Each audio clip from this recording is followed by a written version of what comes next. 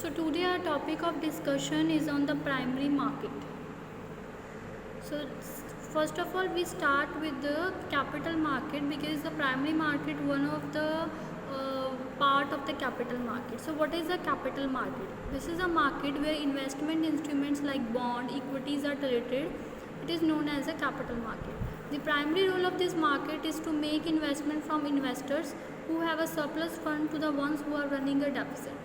The capital market offers both long-term and short-term funds, and the different type of financial instruments that are traded in the capital market, that is the equity, insurance, foreign exchange and the hybrid instrument. So basically capital market वो market है जहाँ पे वो investor जिनके पास surplus money है उनसे पैसा लेके उन्हें दिया जाता है जिनके पास डेफिसिट चल रहा है, और हम जैसे कि bond, equity, insurance, foreign exchange, इन सभी चीज़ों में इन्वेस्टमेंट करते हैं.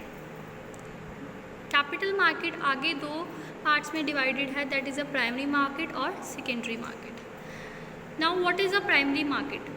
प्राइमरी मार्केट को हम न्यू इशू मार्केट भी कहते हैं. जो कैपिटल मार्केट की सक्सेस है वो प्राइमरी मार्केट पे डिपेंड है. ये वो मार्केट है जहाँ पे न्यू शेयर्स इशू किए जाते हैं और जो कि डायरेक्टली बाय किए जाते हैं द्वारा शेयर होल्डर्स के लिए. This is also for the small and medium scale business and it is a process of capital formation. So basically primary market वो मार्केट है जहाँ पे फर्स्ट टाइम शेयर इशू किए जाते हैं. जो शेयर होल्डर सबसे पहले शेयर यहाँ से बाय करते हैं और ऑन द अदर हैंड ये एक वे है जिसकी हेल्प से आप अपने कंपनी के लिए कैपिटल को जनरेट कर सकते हो. Now what are the functions of the primary market? Basically they have 3 function, that is a organisation, underwriting and distribution. So first of all, orientation. It refers to work for investigation, analysis and processing of new project. इसमें हम basically क्या करते हैं? Investigation करते हैं, analysis करते हैं और प्रोसेसिंग करते हैं अपनी न्यू प्रोजेक्ट के लिए. और and it start before an issue is actually floated in the market. The function is done by the merchant banker who may be commercial bank, all Indian financial institutions और private firms.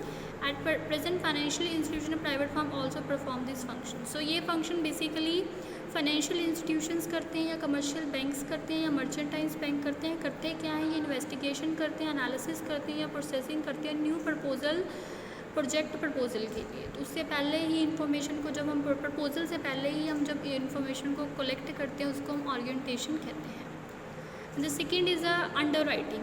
It is an agreement where the underwriter promised to subscribe to a specified number of shares or debentures or specified amount of stock in the event of public not subscribing to issue. If a part of share remains unsold, the underwriter will buy the shares or else he is not liable.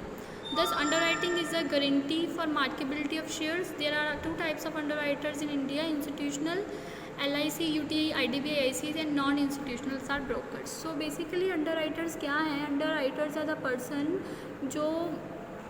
जो person share cell कर रहा है उसको वो promise करते हैं, underwriter को promise करते हैं कि अगर उसके शेयर मार्केट में नहीं सेल होते हैं तो उसके बिहाफ पे वो सारे शेयर बाय करेंगे. For example, I am a person जो कि शेयर मार्केट में सेल कर रहा है, लेकिन अगर मैं अंडरराइटिंग फैसिलिटी को यूज़ करती हूँ तो उस केस में जो अंडरराइटर है जो मेरे मार्केट में शेयर सेल नहीं हुए हैं उनको बाय कर लेगा. सो ये 2 तरह के जो इंस्टीट्यूशंस हैं वो अंडरराइटिंग करते हैं. पहले जो हैं इंस्टीट्यूशनल, जो कि जिसमें LIC, ICCI, IDBI आते हैं. जो दूसरे हैं वो नॉन फाइनेंशियल इंस्टीट्यूशंस हैं जिनमें ब्रोकर्स आते हैं. Then third function of primary market का जो third function, that is a distribution function. It is a function of sale of security to ultimate investment, जिसमें हम अपने शेयर्स को इन्वेस्टर्स को सेल करते हैं. This service is performed by broker and agents who maintain a regular and direct contact with the ultimate investor. और ये perform कौन करता है? Broker as well as agent, जिनका डायरेक्ट कंटेक्ट कस्टमर के साथ है. Now what are the methods of floating new issue? There are basically 4 methods to float issues in the market. First is your IPO, that is an initial public offer. Then is your right issues, then offer for sale, and the last one is a private placement. So first is issue through prospected public issue. Under this method, the issuing company directly offer to the general public institution a fixed number of share at the start price through a document called prospectus. Prospector क्या है, जैसे हर company even हर institution जिसमें आप पढ़ते हो वो भी एक प्रोस्पेक्टर इशू करता है जिसमें आप अपने ऑर्गेनाइजेशन के बारे में डिटेल में बताते हो। इसी तरह कंपनीज अपना प्रोस्पेक्टर्स इशू करती हैं जिसमें वो जनरल पब्लिक को डायरेक्ट लिंक करके अपने शेयर्स को सेल करती हैं। और ये प्रोस्पेक्टस में होता क्या क्या है, name of the company, address होता है उसका, existing and proposed activities, location, मतलब हम अपनी कंपनी को डिटेल में उस प्रोस्पेक्टस में इशू करते हैं और ये प्रोस्पेक्टर हम जनरल पब्लिक में इशू करते हैं ताकि वो अपने हमारे जो कंपनी के शेयर बाय कर सकें। और इसके अलावा इसमें name of the director, authorise and issued capital, dates of opening and closing of subscription, minimum subscription, name of the broker, lead manager, merchant banker registered to issue, flow price, cap price, statement by the company that is will be applied to stock exchange for the quotation of shares. So basically ये सारी चीज़ें उस prospectus में लिखी हुई होती हैं। Now the next one is a right issue.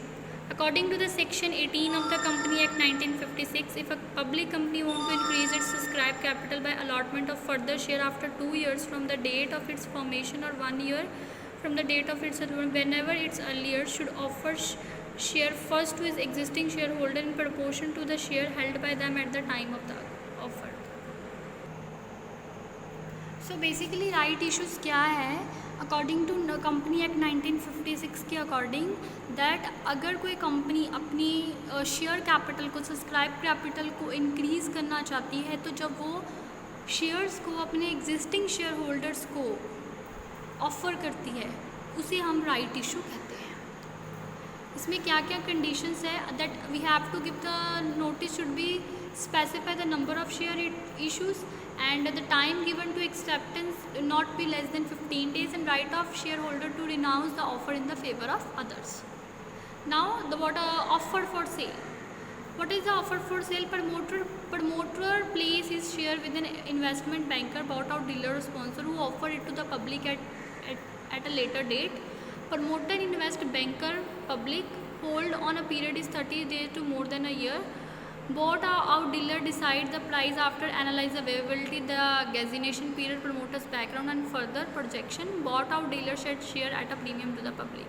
So basically offer for sale कैसे होता है ये, इसमें 3 persons या 3 ये we can say process involve है। That first of all promoter है जो अपने शेयर्स को इन्वेस्टर बैंकर को देता है और जो 70 days to more than a year इसका पीरियड लेते हैं और उसके बाद ये प्रीमियम ऐड करके मार्केट की वेरिएबिलिटी को चेक करके जो ये शेयर्स हैं पब्लिक को ऑफ़र करते हैं। Now the private placement. What is a private placement? When a small number of financial intermediaries like Unit Trust of India, mutual fund, insurance company, merchantine banking, subscriber of a commercial bank purchase a share and sell them to investor at a later date at a suitable price.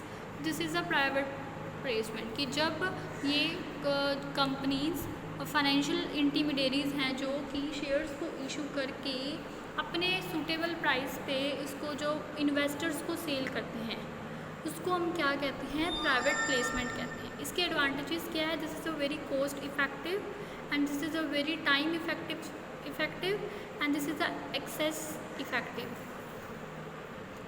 Now what are the players in the new issue market? There are lead manager. Who is a lead manager? They are appointed by issuing company to manage the public issues. What are their duty? Their duty is to draft the perspective, to prepare the budget, to suggest the right time to issue and to marketing of public issue, to advertise a company for appointment of registrar issue, underwriter, broker, bankers and directing the various agencies. So basically ये company के जो main decisions है वो lead manager लेता है. Now the other one is a registrar to issue. Registrar are the important category of intermediary who undertake all the activity connected with the new issue.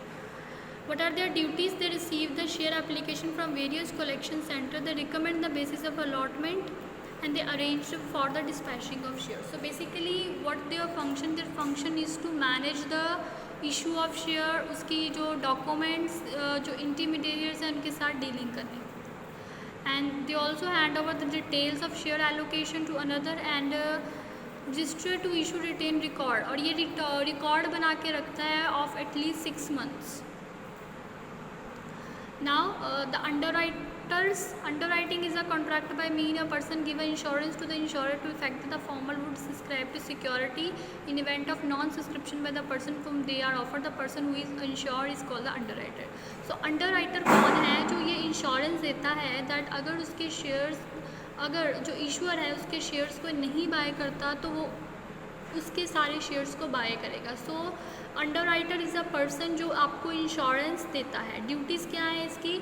ये backup supporter है obviously, कि अगर आपके shares नहीं cell होंगे तो आपको वो सपोर्ट करेगा, आपको ये पॉसिबिलिटी देगा एडुकेट सब्सक्रिप्शन की. ये कोई बैंक भी हो सकता है या कोई फाइनेंशियल इंस्टीट्यूशंस भी हो सकता है. And obviously they charge commission. इसका जो इसको बेनिफिट क्या होगा? ये कमीशन चार्ज करेगा. देन बैंकर टू इशू, ये कौन है? They are responsible for collecting the application money along with the application form. So basically ये क्या काम करेगा? मनी को एक्सेप्ट करने का, और ये भी इसके पीछे जो है कमीशन चार्ज करेगा जो भी सेंट्रल गवर्नमेंट द्वारा स्पेसिफाइड की जाएगी. And the last one is the advertising agent. ये बहुत ही जो मेन रोल प्ले करता है, जिसके नेम से ही क्लियर है that advertisement means to promotion. So ये प्रमोशनल रोल प्ले करता है. ठीक है, ये मीडिया को जो कि होल्ड करता है, जैसे कि newspaper, magazine, hoarding, press release and financial institutions हैं जो उनको प्रमोट करता है. सो बेसिकली ये सारे क्या हैं? ये सारे प्लेयर्स हैं प्राइमरी मार्केट के. Thank you.